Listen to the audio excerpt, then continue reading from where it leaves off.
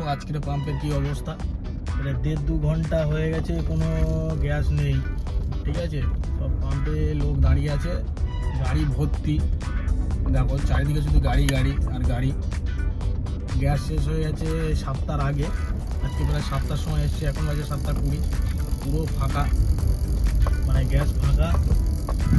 আর গাড়ির চারিদিকে বেশ ভালো জমে গেছে, ভর্তি গাড়ি। ওইদিকেও গাড়ি আছে, এদিকে লাইন আছে। আর সব পাম্পে এরকম জানো দুদিকে লাইন হয়, দুরকমভাবে লাইন হয়। ঠিক আছে, লাইনে লাইন। পরিস্থিতি খুব খারাপ, কখন গ্যাস আসবে তাও জানি না। আর এটা সব সময় হয় না, যেদিন হয় সেদিন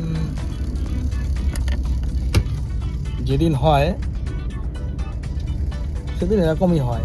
কখন কি আসবে কেউ জানে না। তো সবাই খুব অসুবিধায় আছে আজকের দিনের জন্য এই পাম্পে।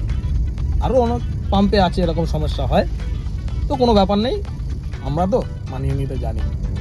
তো সবাই ভালো থাকবেন, সুস্থ থাকবেন, সাবধানে থাকবেন। Tata, bye bye.